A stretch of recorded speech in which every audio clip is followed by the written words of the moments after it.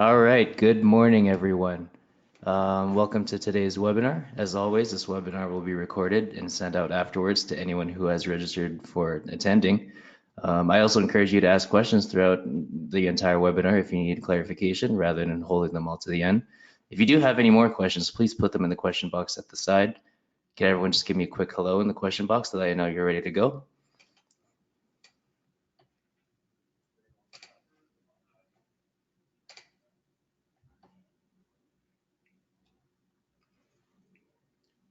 I'll give you 10 more seconds. Just drop a quick hello in the little chat box, and if you're there, we'll get started right away.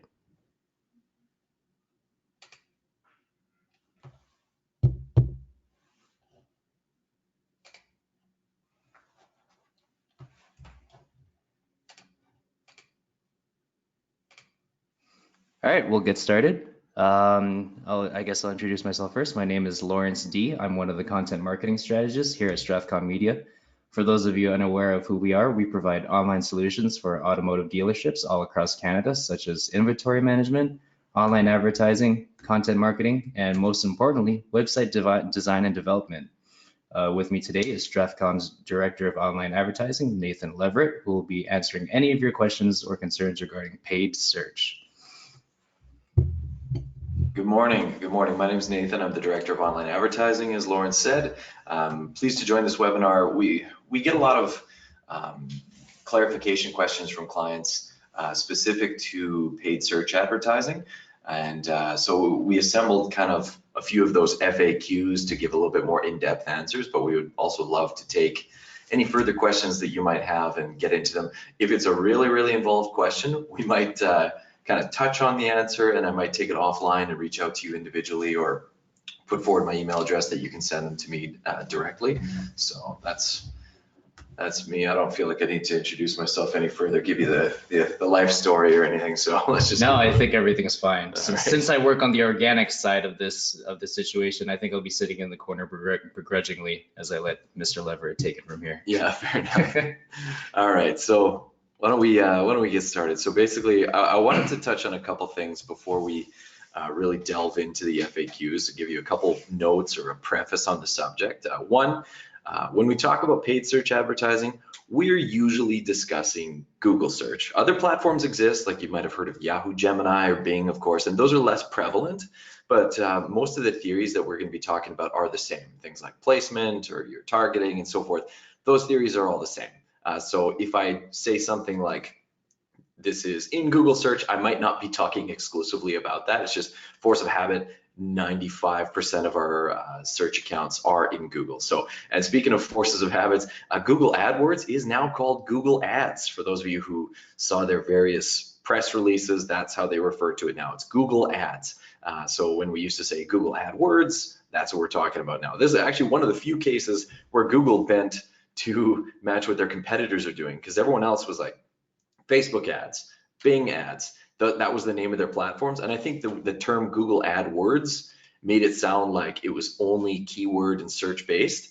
And while nobody is used to this name yet, Google Ads always did offer advertising in different formats. So again, like search, display, and video. So I guess that's their way of kind of saying that they want to broaden that association.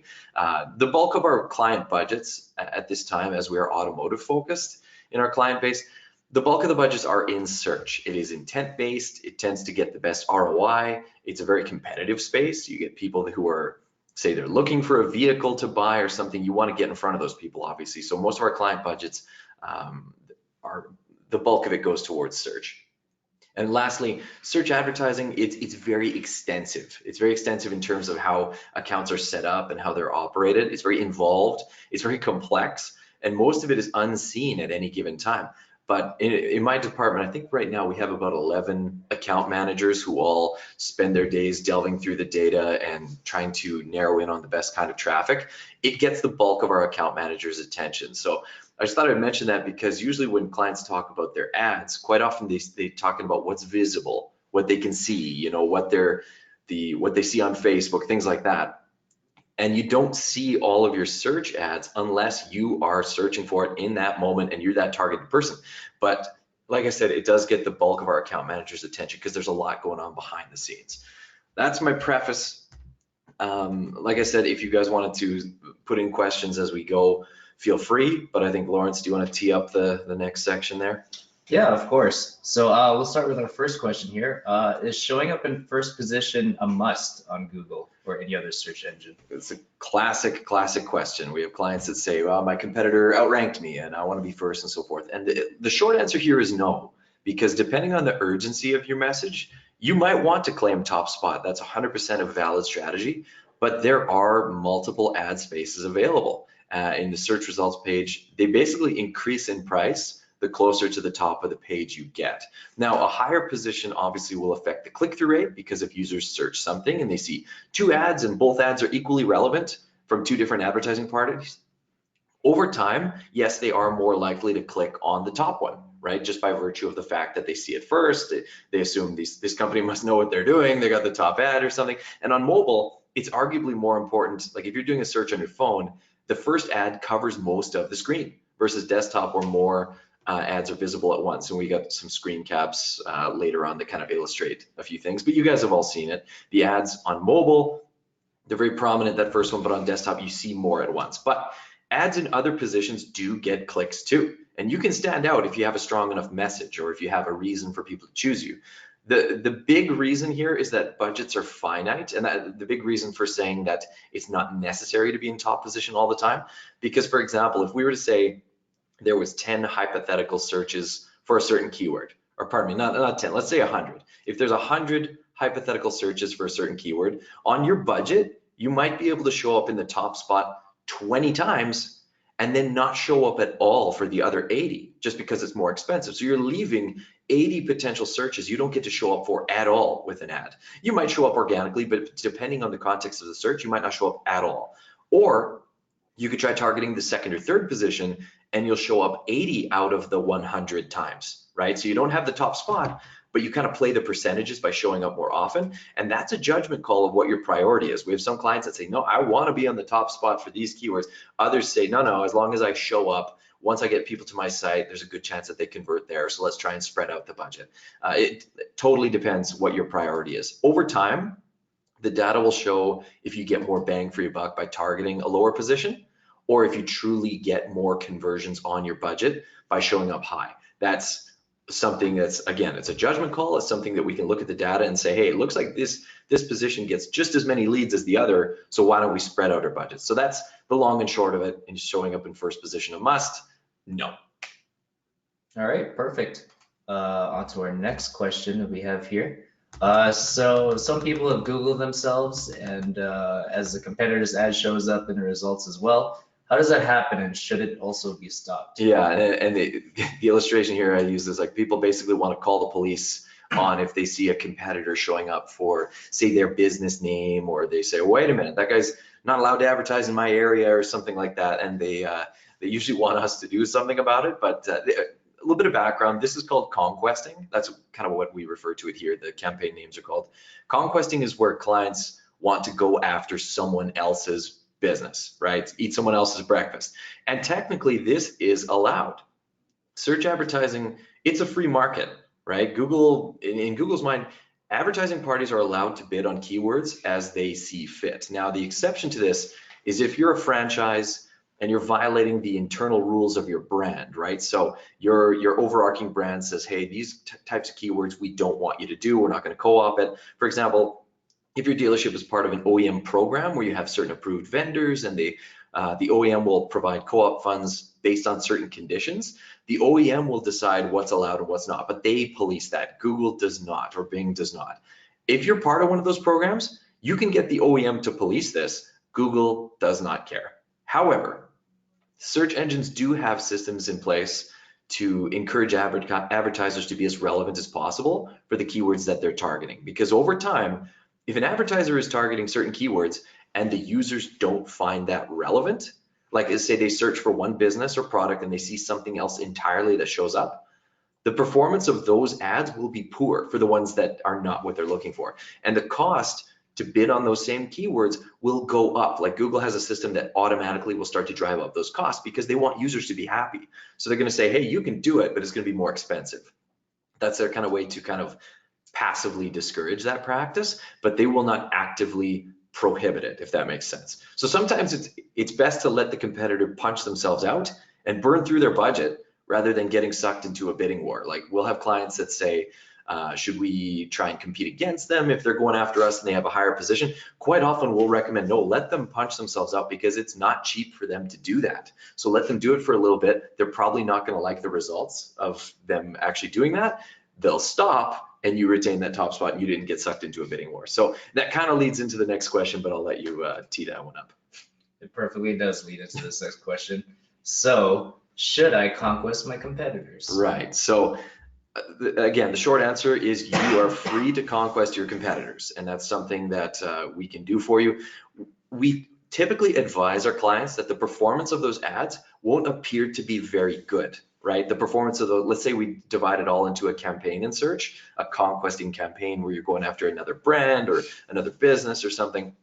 We always advise our clients, let's preface this by saying the performance of those won't appear to be very good compared to the more natural choices, the things that are your business, your product, and so forth. It gets expensive to bid on those search terms too. So by advertising a business or service which is different than what the user searched, like say they looked for Lawrence D. Ford, and then they saw an ad for Nathan Leverette Hyundai. I don't own a Hyundai. I don't know if you own a Ford. That's just an example. If my ad shows up for it's a completely different product and they looked for something different, the click-through rate for that campaign, for my campaign, will be very poor, regardless of your position. You can get top spot all you want. If you show a user something that's different than what they search for, chances are lower that they're going to click on it, right? And even if they do, they might click accidentally. They might go to your site and say, well, wait a minute, that's not what I look for at all. They're gonna back out, try again. So basically the cost per conversion ends up being poor. That's basically a universal truth for these conquesting campaigns. So we don't recommend it as part of an initial or fundamental advertising strategy. Like it's not the first thing we recommend, but if it is really valuable to you as a business, then yes, we can do it. If you value that exposure, you want to go after it. Again, if you're part of an OEM program, we will operate within their rules, but otherwise it's your money, you're the boss. Like our clients, they're the ones who sign the checks. They say, hey, spend our money here. We say, all right then. Again, I can see the argument that you will want to try and go after someone else's customers and let's say get a customer to change their loyalty from another business to yours. That's very valuable, right? Especially in the car business. If you can get someone to change their loyalty, so not only do they buy that car, they bring their service to you, they get their families starting to come to you, that's very valuable and we understand that. Just remember to consider those performance metrics in context when you're reading your reports, because our guys, our team will provide a report and it'll look like, oh man, this cost per acquisition on this campaign is very poor. That it might be very valuable to you and you might want to continue doing it. It's just important to remember that in context. Hope that answers the question. We get that one a lot. All right, on to our next question. Why do some ads have a button on the bottom to call the business and other ads will have something else, like a list of services or links to parts of their website? And is that also what shows in randomly? Right, so what we're talking about here is ad extensions. And so the screen cap there is just, it's nothing tongue in cheek or a guy looking at a bill or anything. Now you know we're hitting serious if there's an actual screenshot.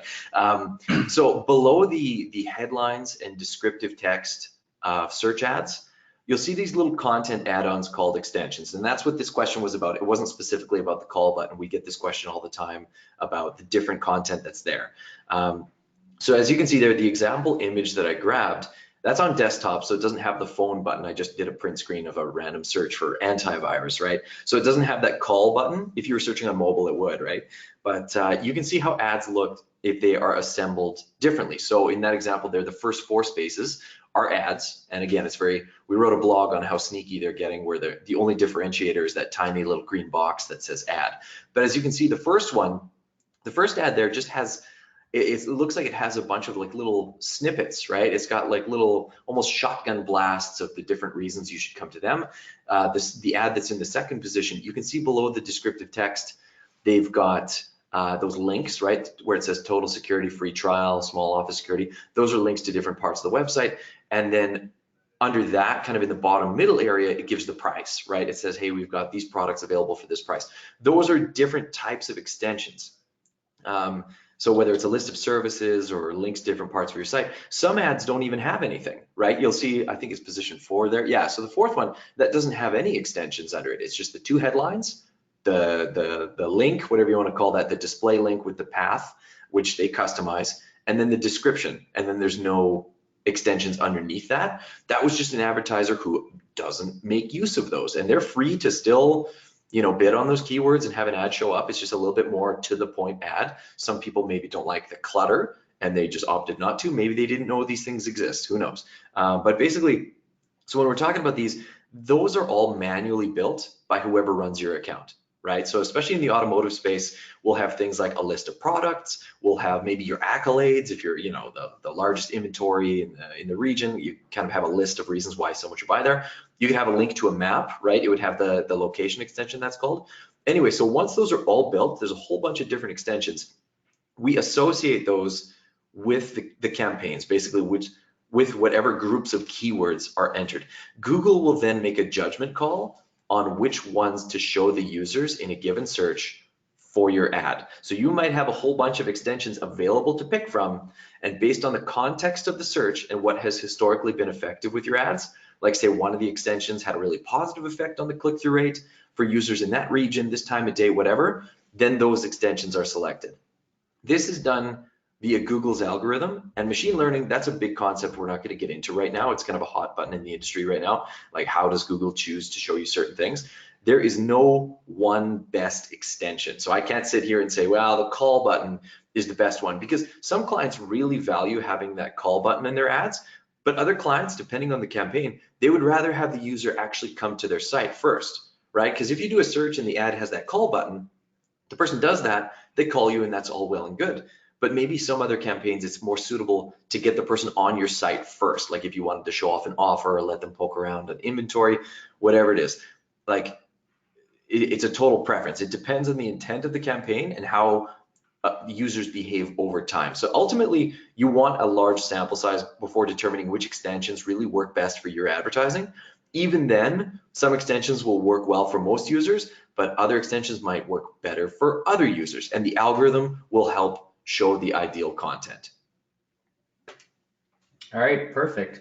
And so why are there multiple ads showing for the same search? And can't we just pick one and run with only that single ad? Okay, and what the question here, what they're referring to, at least the way I interpreted it, but was when we build ads that are going to show for a particular keyword set, so that's still your ads, but we'll have multiple variations. And some clients say, well, why do you need multiple ads? I told you what I wanted to say. They might say, like, just say this in the ad, write one and go with it. And this is very similar idea to the previous question about ad extensions. The short answer is there isn't one ad which will appeal to everyone the same. So even if people use the same keywords, like if they're using terms like car dealership, right? That's what they're searching. Different ads will stand out and attract different people. So some people will be attracted to an ad that talks about maybe how you have great selection or the most experience, or you have unique offers or something with something funny in the description, like a pun. Other people will want something more straightforward, like you searched a car dealership, we are a car dealership, and you should come to our site. Like just a more straightforward one. Some users like that better. Google, actually, a little bit of history on this. They started preaching a few years back that the best practice is to have a variety of ads per group, meaning like 3 to 5 ads, multiple ads, which will be triggered by the same keywords, and only one will get picked in a given moment. And again, the algorithm is the one. I almost said the one like I'm humanizing. It's not Skynet, but the algorithm optimizes the delivery to show the ideal ad depending on the context of the search. Now, there's essentially an infinite number of factors which could influence the context of a search. Like the algorithm might determine over time that, say, women in their 30s who are searching on Wi-Fi using an Android device, they tend to prefer this one ad for the same keywords, but they like this one ad better. And men in their 40s who are travel enthusiasts and live in a suburb and are searching at 3 p.m., they tend to prefer another ad for whatever reason. There's so many data points that go into that, and the algorithm sifts through it. Now, obviously, that's very large sample sizes that are needed, but the point is what I like and what you like might be different, and what your users like might be different. So we've had some clients that actually ask us why, like they'll say which one of their search ads perform the best, And when we show them, they say, well, I don't like that ad. Can you change it? And my response is, well, we could, but why does it matter if you don't like it? You're just one person. I might not like that one either, but for whatever reason, it gets the best results. Your users tend to like that one better. It's not random and it's not magic, right? By having a mix of ads, your account is better equipped with more cards up your sleeve. I had to kind of throw that in because the image there. Yeah, I don't know if it wasn't clear. So that's kind of the long and short of it. I hope that answers the question. All right, and so some people reported Googling their company or product or service and they didn't see their ad. And why is that? Okay, now this is right off the top, this is one of the most common questions we get about search advertising. It usually has the simplest answer, but there are many possible reasons why you didn't see your ad in a given moment. The campaign might have run out of its budget. Number one, that's the first part of it. We have some clients that their budget is obviously finite, and maybe it's later in the day, it's 3 o'clock, 4 o'clock, and the campaign might have had a lot of activity earlier in the day, so it spent its budget, it stopped showing.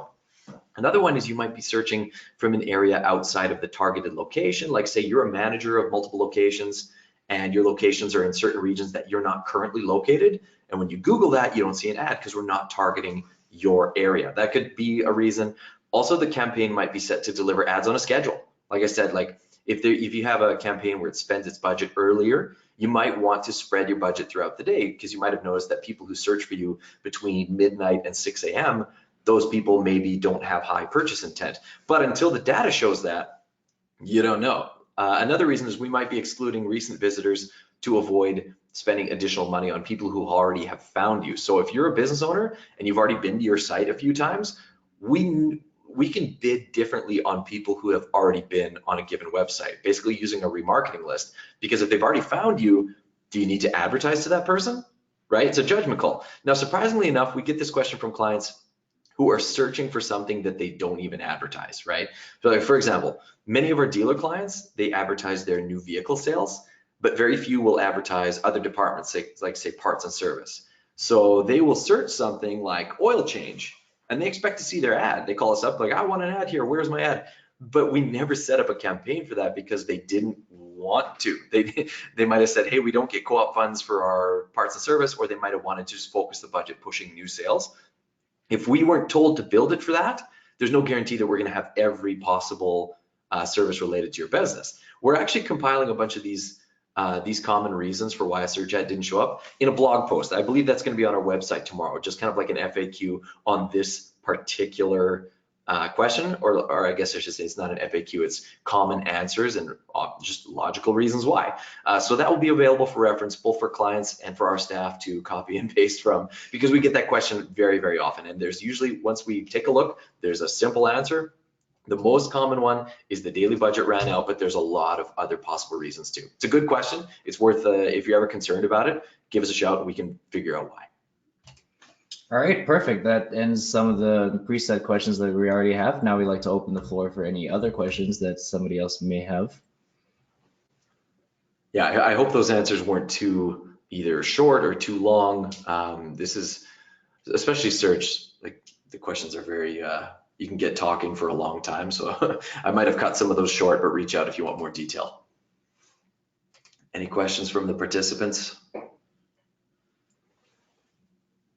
We'll open the floor for 20 more seconds.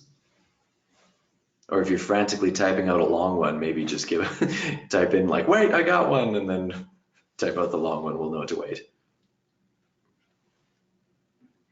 Just mash a bunch of consonants on the keyboard. Yeah, that just works to let us too. know. Yeah. All right, I'll give 10 more seconds.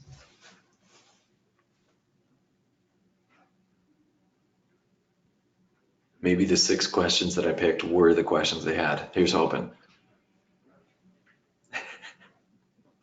All right, I guess that's everything then.